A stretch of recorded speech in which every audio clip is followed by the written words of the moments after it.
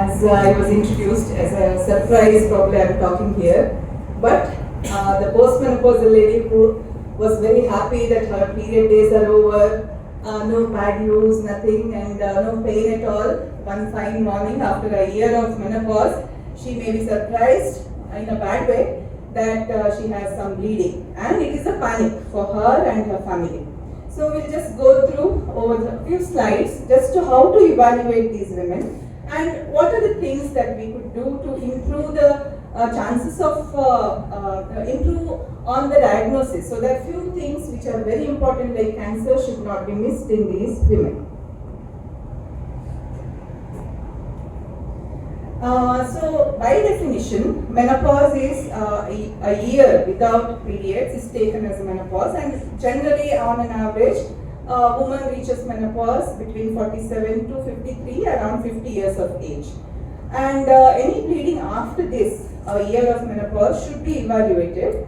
And most of the causes are uterine, but there are many extrauterine causes also. And in uterine causes, majority of them are polyps or atrophy. It could be vaginal atrophy or endometrial atrophy. And only 10% or less than 10% are cancers. And many others are proliferation in the endometrium, where the endometrium gets thickened with or without ATPR. But at the same time, there are other causes which could be where a woman is on medications which can increase the bleeding chances, or extrauterine like fallopian tube tumors, ovaries which produce hormones which in turn increase the thickness of the endometrium.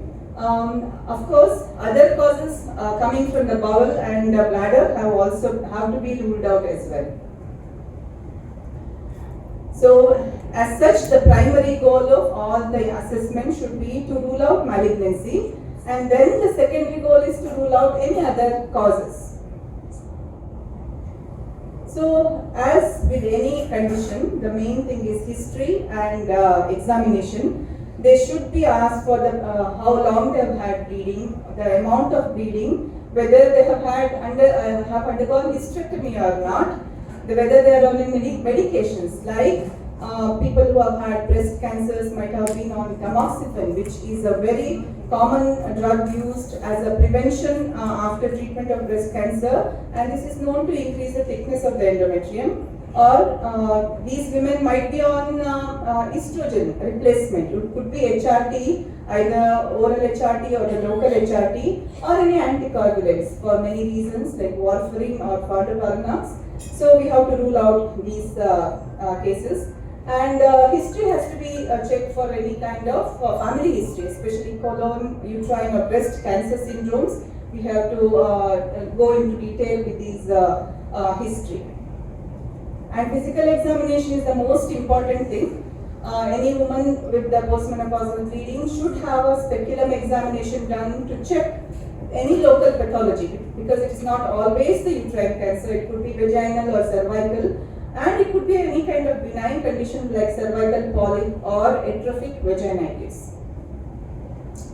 And very important investigation in these women is a transvaginal ultrasound with the Doppler, which it could diagnose, or at least it will also reassure, because if the endometrium is less than 5 millimeter, it is taken as normal.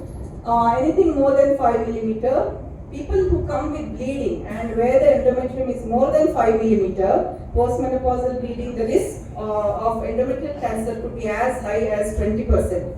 As such, overall PMB risk, cancer risk is 6 or 7%, but when there is thickness in the endometrium and bleeding, it is quite high. 1 in 5 could be cancer. The other test that we have to make sure we are doing is the pap smear, and if there is any growth, abnormal growth, a cervical biopsy has to be done. So these are some pictures of ultrasound. The first one is the endometrium, which is very, very thin, and the other three, there is obvious thickness in the layer of the endometrium, which could mean polyp or hyperplasia or even cancer. So the next assessment, which is the gold standard assessment in these women, is hysteroscopy, especially if the ultrasound shows a positive finding. The hysteroscopy could be a therapeutic procedure, or it could be a diagnostic, especially in cases of malignancy where it allows us to get a directed biopsy.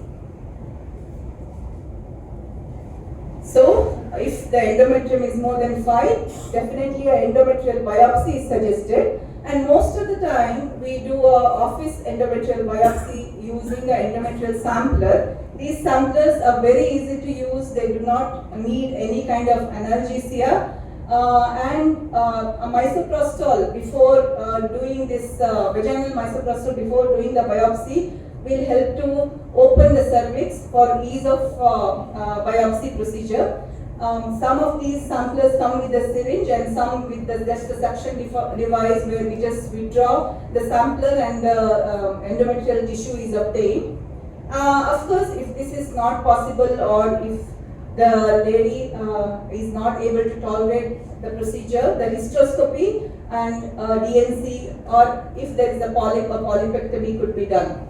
And it's very important to remember that no hysterectomy should be advised for a woman with PMB where the endometrium is thick without a biopsy, because depending on the type of biopsy, she may or may not need a surgery, or it may not be just a simple hysterectomy where they may need removal of the ovaries, of course sometimes lymph nodes as well. So, what if the initial assessment was normal, where the endometrium is thin, but she comes back with recurrent bleeding episodes, and in these situations, hysteroscopy and DNC is definitely something we would advise, because even though the specificity and sensitivity of endometrial biopsy is good, there are some instances where we could even miss a cancer, even if the endometrium is very thin. So the hysteroscopy, which can be done as an outpatient procedure or a day procedure, is very important in such occasions. And in many of the times, we may see that the woman has bleeding, but the cancer is ruled out by a biopsy, but it comes as histopathology comes as proliferative endometrium.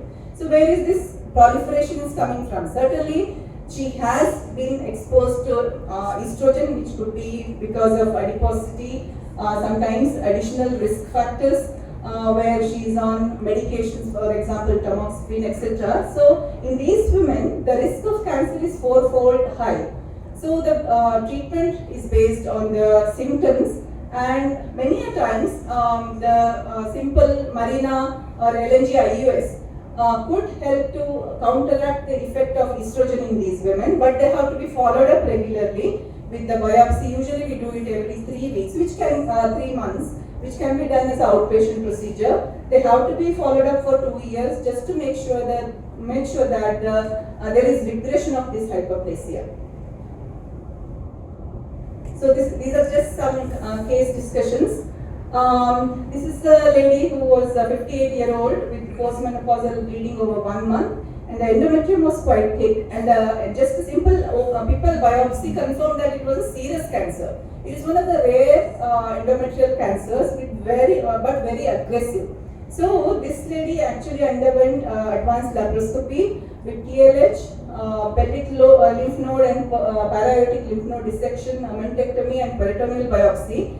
And for the surprise, the biopsy pathology examination post hysterectomy showed that there were small areas of invasion into the ovaries as well. Ovaries looked quite normal at the time of surgery. So it is such a kind of aggressive specimen.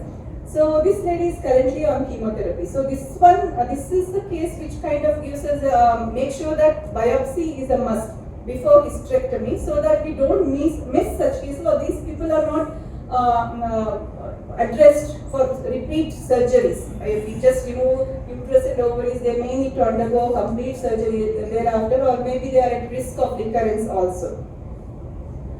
This is another case where a woman comes with history of bleeding, and she says it is quite similar to period type of bleeding. And she had all the changes usually they would have had, like mastalgia, etc. The initial test suggested that the endometrium was thin, local examination was normal, and the smear was done. There were no other additional findings to suggest any other source of bleeding. And she was advised observation. Usually these are advised observation and to report the bleed if there is any further episodes of bleeding. So further assessment after 3 months again, there were no changes in the endometrium, so she was reassured. This kind of bleeding happens quite often within 2 or 3 years of menopause. But they have to be assessed and then ruled out and kept under observation. Anybody after 3 years of observation, the risk of additional findings like cancer is high. And another case, a 78-year-old, quite moribund, bedridden, and caretaker observed that pad was showing some bleeding, the diapers she used to have, and the initial examination did not show anything, but for the surprise, there was a tumor in the bladder, and she did have hematuria. So this again explains that it's not just the uterus or the vaginal tract, it could be there are other reasons for the bleeding too. So take home message, not all PMV is cancer, but they have to be evaluated very well. And nowadays the transvaginal ultrasound and examination, these are the most important thing. The CT or MRI, they all come as a secondary investigations. Initial examination is vaginal examination and the transvaginal ultrasound with doctor. Biopsy is a must if the endometrial thickness is more than 5 mm. And whenever necessary, a hysteroscopy and BNC should be done. With that, I end my talk. Thank you.